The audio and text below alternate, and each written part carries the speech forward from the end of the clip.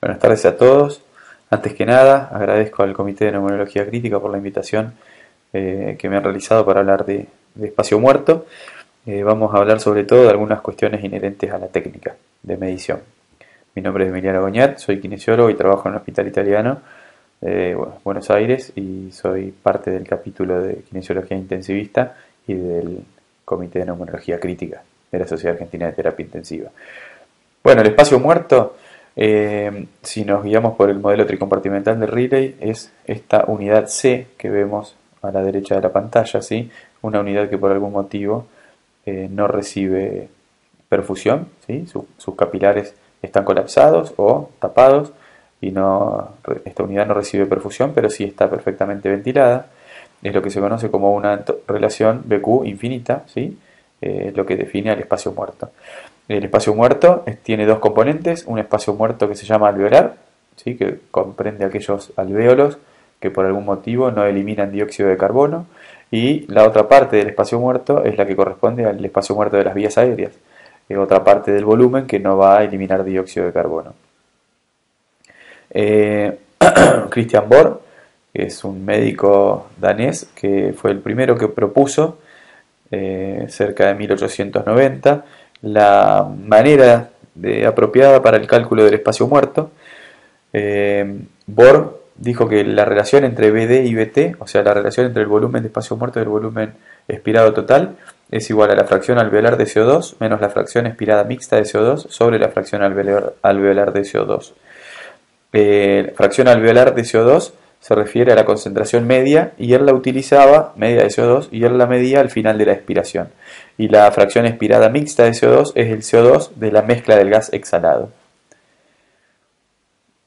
Para hacer más sencillo y entender de dónde viene esta fórmula propuesta por Bohr, voy a recurrir a este ejemplo bastante básico, ¿sí? Si tomamos como modelo un modelo que tiene solo dos unidades, que tienen el mismo volumen y están perfundidas por dos capilares. Tenemos la unidad de la izquierda, que tiene aproximadamente 300 mililitros y está perfundida por un capilar que no está colapsado, ¿sí? Esto quiere decir que va a haber difusión de gases a ambos lados de la membrana hasta que estos gases lleguen a la igualdad, ¿sí? Del otro lado tenemos otra unidad que tiene el mismo volumen, en este caso 300 mililitros, pero vemos que por algún motivo el capilar que perfunde a esta unidad está colapsado o tapado, por lo tanto no hay difusión de gases a través de la membrana alveolocapilar y esta unidad no va a tener dióxido de carbono dentro de los gases que componen el volumen de 300 mililitros. Si estas dos unidades están comunicadas por una vía aérea de eliminación final, por esta vía aérea van a salir 600 mililitros de una mezcla de gases. Si uno colecciona esos 600 mililitros en una bolsa, lo que va a tener es una mezcla de 600 mililitros de volumen compuesta por una mezcla de gases, dentro de los cuales va a haber nitrógeno, oxígeno, vapor de agua y dióxido de carbono. Obviamente la concentración fraccional de dióxido de carbono en esta unidad de 300 mililitros va a ser más alta que la que vamos a tener en la bolsa, ¿sí? Debido al efecto dilucional que producen los 300 mililitros de la unidad de la derecha que no tienen dióxido de carbono sobre los mililitros de dióxido de carbono de la unidad de la izquierda. Si le ponemos números para entender un poco mejor esto, asumimos que la unidad de la izquierda realiza intercambio gaseoso, llega al equilibrio, lo que determina que la presión alveolar de CO2 de esta unidad sea de 40 milímetros de mercurio. La unidad de la derecha no realiza intercambio gaseoso, no tiene dióxido de carbono, la presión alveolar de dióxido de carbono es igual a 0. Cuando se elimine por esta vía aérea común, la presión de dióxido de carbono va a disminuir a la mitad, ¿sí? Por el efecto dilucional que producen estos mililitros de gas sin dióxido de carbono sobre estos, y cuando coleccionemos el volumen en una bolsa, entonces la relación entre B de BT va a ser igual a 0.5. ¿De dónde sale esto? 40 menos 20 sobre 40, tal cual como lo muestra la fórmula de Bohr. Presión alveolar de CO2 menos presión expirada mixta, o sea, la presión de CO2 que tiene la bolsa, ¿sí? Finalmente, sobre presión alveolar de CO2, que en este caso entonces es del 50%. Entonces, cuando vamos a ir pasando por esta charla por diferentes cuestiones a tener en cuenta a la hora de medir espacio muerto, vamos a ver que hay cuestiones relacionadas a la obtención de la PACO y de la PECO que debemos saber para interpretar bien los resultados. Y por último, vamos a ver cómo también se nos presenta la información cuando la leemos en los libros o en los artículos científicos, que si no interpretamos bien la metodología utilizada, podemos llegar a confundirnos con la nomenclatura y con la forma en la que los autores suelen referirse a cosas que parecen similares pero pueden ser bastante distintas. Entonces, primero vamos a hablar sobre la obtención de la PACO y después sobre la obtención de la PECO. Bohr, cuando propuso la ecuación, él utilizaba la fracción alveolar media de CO2, ¿sí? Y la estimaba al final de la expiración. La realidad es que buscar la presión alveolar media de CO2 es un problema porque el pulmón, como todos sabemos, tiene heterogeneidad en la distribución de la ventilación y la perfusión a lo largo y a lo ancho de su anatomía, con lo cual no existe una sola presión alveolar de CO2, sino que hay muchas, probablemente cada unidad tenga una presión alveolar de CO2 distinta a la de la unidad que tiene al lado, ¿sí? En este gráfico, claramente, y es lo propuesto por Bohr, por West, entre otros, los alvéolos del ápice tienen una presión alveolar de CO2 menor a los alvéolos de la base. Entonces, ¿cómo hacemos para buscar la PACO y ponerla en la ecuación para calcular el espacio muerto? Para solucionar este problema metodológico se han propuesto tres aproximaciones. Una, utilizar la presión alveolar de CO2 como sustituto de la PACO ideal. Otra, utilizar la presión alveolar de CO2 media como sustituto de la PACO ideal. Y otra, utilizar la presión de fin de expiración de CO2 como sustituto de la PACO ideal. La utilización de la presión arterial de CO2, ¿sí?, como sustituto de la PACO ideal fue propuesta por otro autor muy nombrado en los estudios de espacio muerto, que es Enghoff. Enghoff lo que propuso fue reemplazar la presión alveolar de CO2 por la presión arterial de CO2, entendiendo que el pulmón normal es un pulmón ideal en el cual no hay diferencia para la concentración de CO2 o para la presión de CO2 alveolar con respecto a la presión arterial de CO2. El pulmón es un perfecto intercambiador de gases, entonces no debería haber ninguna diferencia entre estas dos presiones de CO2, con lo cual reemplaza la presión alveolar por la presión arterial, que metodológicamente es mucho más fácil de obtener. Simplemente hay que hacer una punción a una arteria y tener un analizador de gases para llegar a la presión arterial de CO2. Bueno, esto es una solución bastante buena porque entendiendo que es fácil llegar, fácil de obtener, se podría calcular en cualquier lugar y con cualquier paciente. Por otro lado, también es la metodología mayormente utilizada en los estudios de que analizan espacio muerto, ¿sí? El 99% de las publicaciones desde esa época hasta hoy en día que analizan espacio muerto utilizan la presión arterial de CO2 para la fórmula en lugar de la presión alveolar propuesta por Bohr. Lo que se ha dado en llamar espacio muerto de Bohr-Enghoff o índice de Enghoff o bueno, espacio muerto aparente también a una parte de ese espacio muerto. Con lo cual parece que es una buena solución. El problema está en que cuando los pulmones son normales, la diferencia que puede existir entre presión arterial de CO2 y presión alveolar de CO2 es mínima, pero cuando los pulmones son enfermos y sobre todo tienen ocupación alveolar o colapso alveolar con zonas de shunt y admisión venosa, la presión arterial de CO2 va a ser probablemente bastante más alta que la presión alveolar de CO2 de las unidades ventiladas y perfundidas, con lo cual esta brecha, esta diferencia entre presión alveolar y presión arterial puede aumentar y generalmente aumenta más cuanto más colapso hay, producto de la admisión venosa y el shunt. Con lo cual, cuando los pulmones no son normales, y sobre todo en el distrés respiratorio, cuando hay mucho colapso alveolar, mucha admisión venosa y shunt, la fórmula de Bohr modificada por Enghoff sobreestima sistemáticamente el valor de espacio muerto real que tiene el paciente. Básicamente lo que hace la fórmula de Bohr modificada por Enghoff es medir dentro de lo que mide unidades con espacio muerto y efecto espacio muerto, pero también agrega a la medición unidades con admisión venosa y shunt, lo que lo convierte en un índice bastante poco sensible para detectar el espacio muerto, pero muy interesante para detectar o detectar cambios en el shunt y la admisión venosa.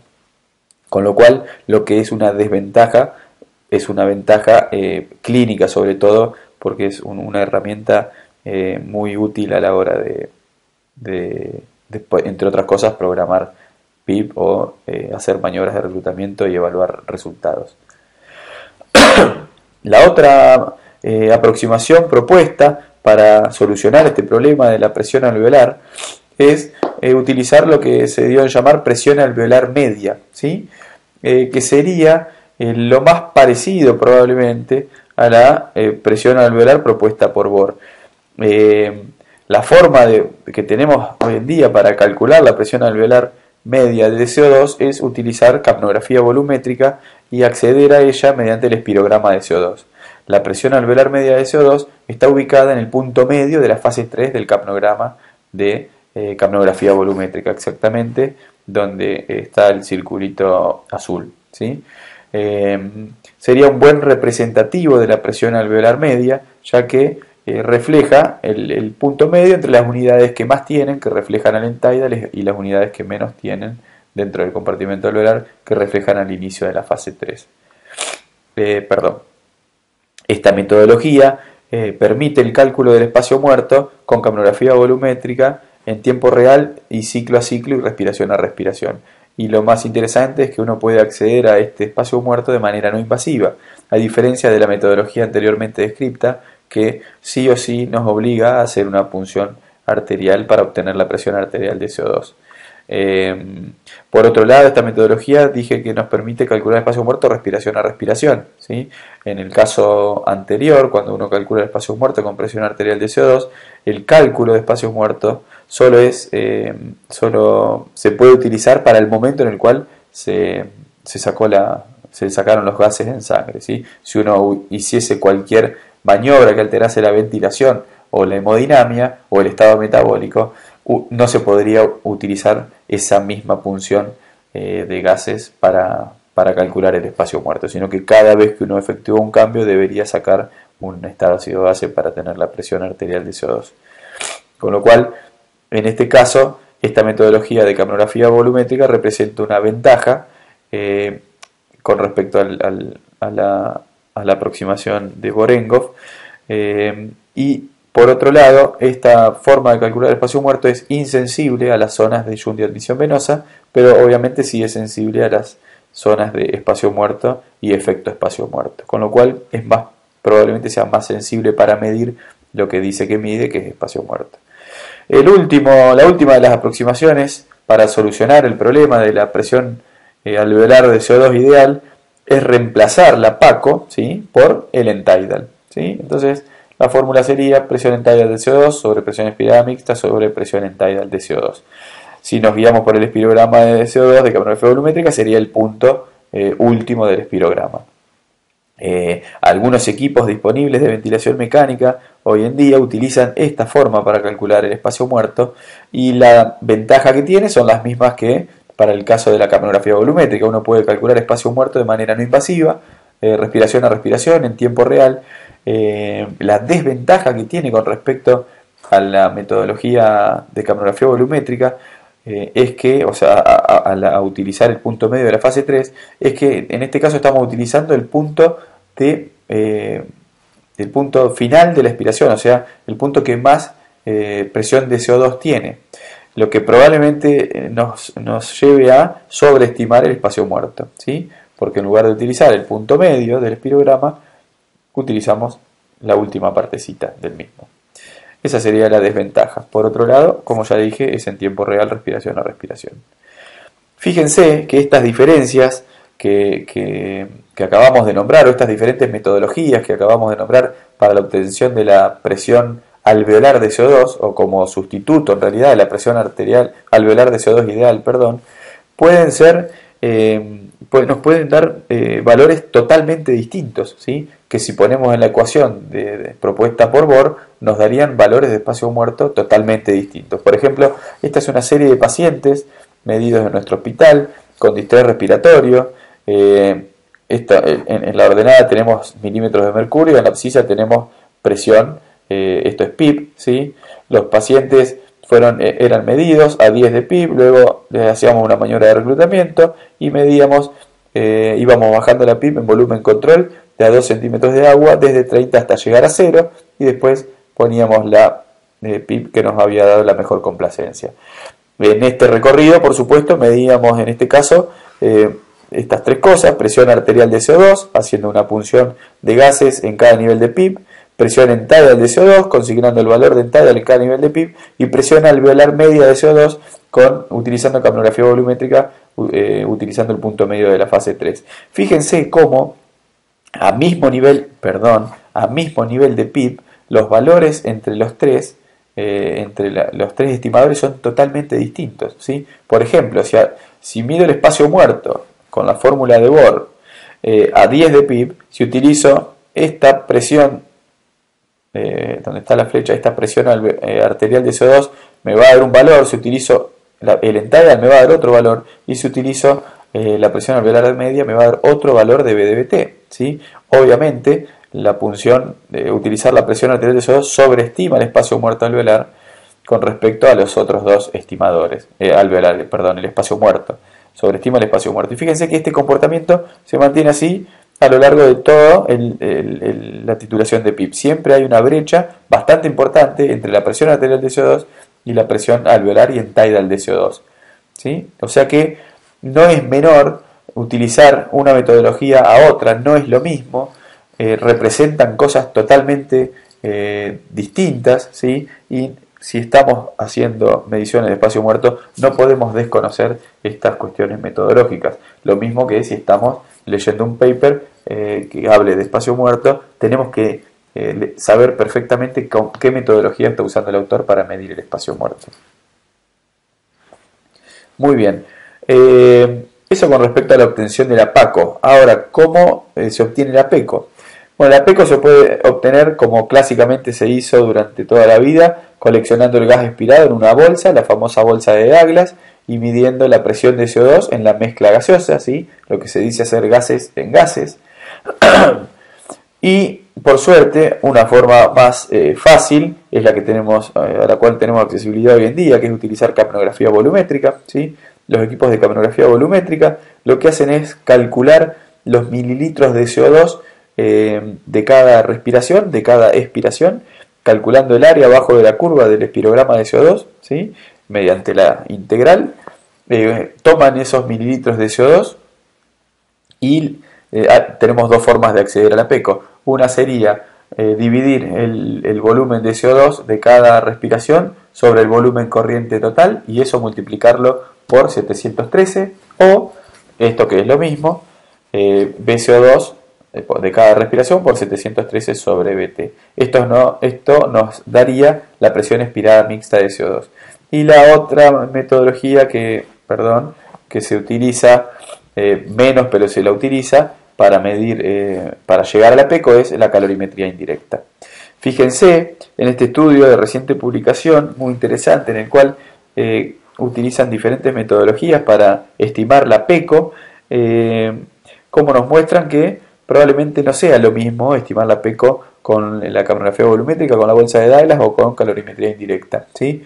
Y van a hacer dos comparaciones. Toman como gol estándar a la medición con bolsa de Douglas y van a ver el sesgo en la medición con respecto a capnografía volumétrica y a calorimetría indirecta en individuos sometidos a cirugía cardíaca y en individuos con distrés respiratorio.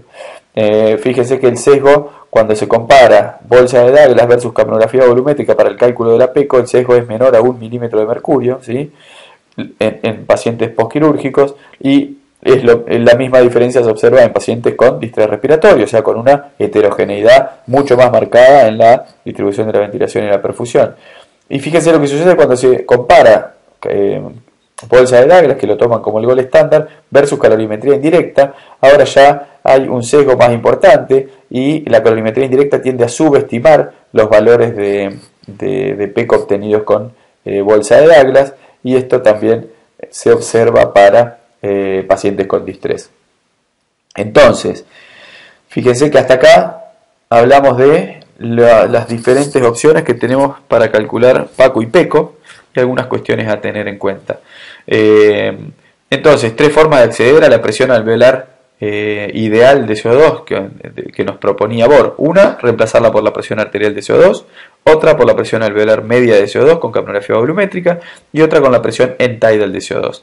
Para el cálculo de la presión expirada mixta de CO2, esto es la presión de CO2 de la mezcla exhalada, tenemos tres formas de calcularla: con capnografía volumétrica, con bolsa de Douglas o con calorimetría indirecta.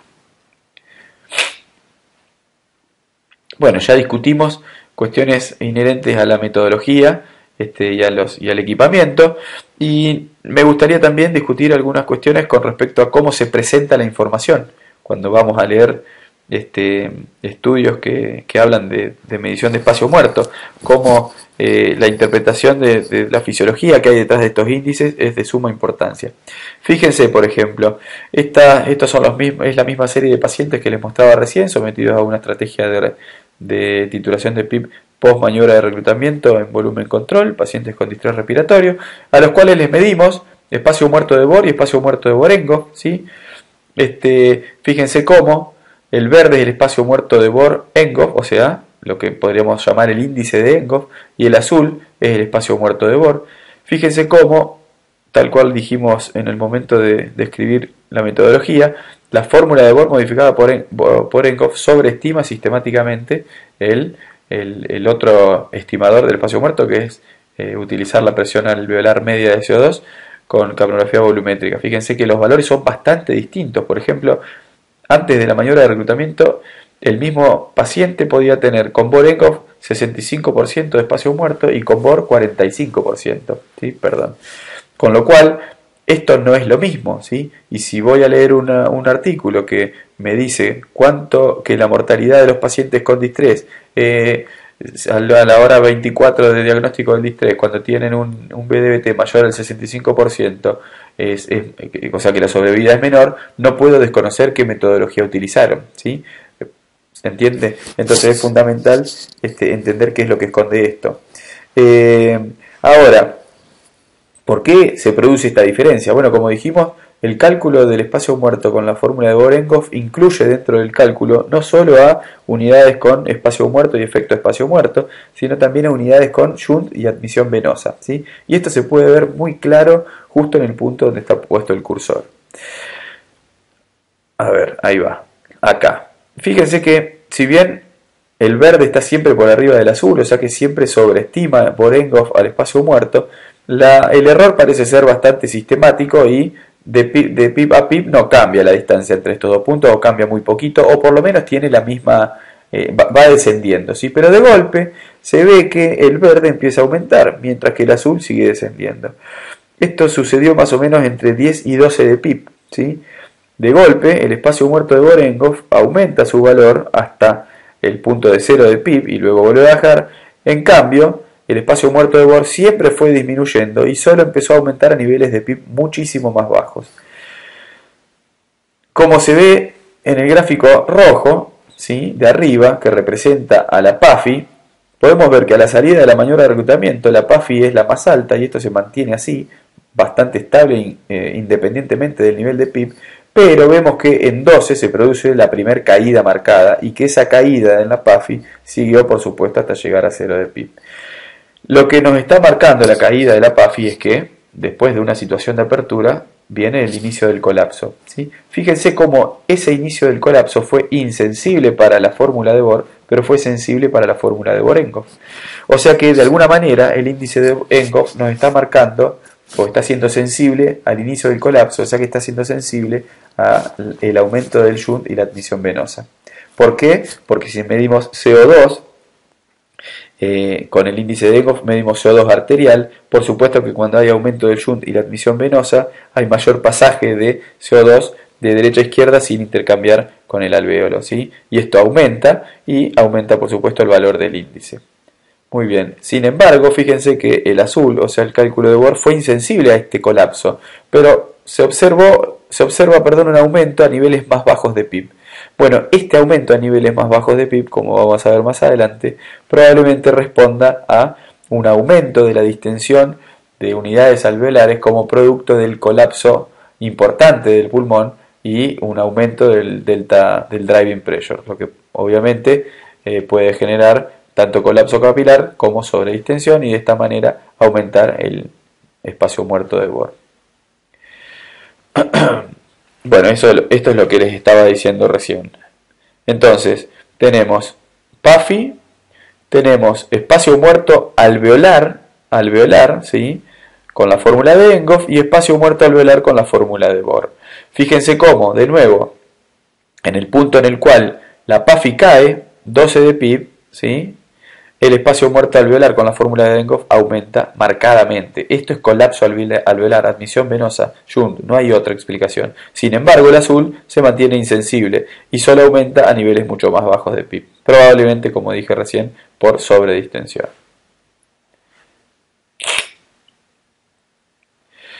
Bueno, ¿qué pasa si miramos este gráfico? Acá tenemos driving pressure, ¿sí? Mínimo antes de la maniobra, máximo a 30 de PIB, disminuye en la medida que vamos bajando la PIB, encuentra su menor valor y vuelve a aumentar cuando seguimos bajando la PIB, producto del colapso. Estamos en volumen control. Son los mismos pacientes de hoy. Si miramos la curvita azul, ¿sí? Que es el espacio muerto de Bohr, podríamos decir que obviamente es máximo a la salida de la maniobra y disminuye en la medida que bajamos la PIB, ¿sí? Fíjense que no, en ningún momento aumenta, salvo acá que obviamente es cuando subimos la PIB porque estamos en best PIB, o sea, en mejor PIB. Pero el espacio muerto de Bohr siempre fue descendiendo en la medida que bajamos la PIB. Uno diría, y esto lo leemos siempre, que acá hay sobredistensión, ¿sí? Cuando vemos el comportamiento que tienen los subcomponentes del B de Bohr, que son el espacio muerto de la vía aérea y el espacio muerto alveolar, vemos que el espacio muerto de la vía aérea, en este caso el rojo, tiene exactamente el mismo comportamiento que el espacio muerto de Bohr, ¿sí? Perdón, que el espacio muerto de Bohr. O sea, máximo volumen de espacio muerto de las vías aéreas a 30 de PIB y desciende en la medida que vamos bajando la PIB hasta que encuentra su mínimo valor con 0 de PIB. Esto es porque obviamente la PIB distiende la vía aérea y la vía aérea, al ser distendida, aumenta su volumen. Entonces, el volumen de espacio muerto de las vías aéreas siempre aumenta a la medida que tenemos más PIB, ¿sí? Pero entonces, ¿esto es sobredistensión? No lo sé porque no estoy viendo el espacio muerto alveolar.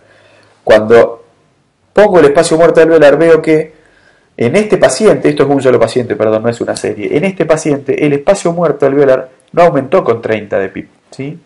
Se mantuvo bastante estable, en un nivel alto, ¿sí? Más del doble de lo normal, bajó un poco en la medida que iba mejorando la compliance y vuelve a aumentar cuando hay colapso, ¿sí? Con lo cual, quizá en este paciente uno no podría decir que en este punto el aumento del espacio muerto se debe a sobredistensión, porque lo que sí está sobredistendida es la vía aérea, pero el compartimento alveolar no ha experimentado un cambio significativo con respecto a su estado basal, ¿sí? Con lo cual acá no aumentó el colapso capilar por caída del gasto y tampoco aumentó el colapso por sobredistensión, ¿sí? O sea que no siempre que vemos un aumento en el BDBT, esto significa sobredistensión. Para ponerle el sello, lo que tenemos que ver es el espacio muerto alveolar. Bueno, nada más. Espero que en estos, creo que fue media hora, de una charlita rápida y más que nada para repasar algunos conceptos inherentes a la medición y a la interpretación de los resultados. Espero que les haya quedado claro y que les haya servido.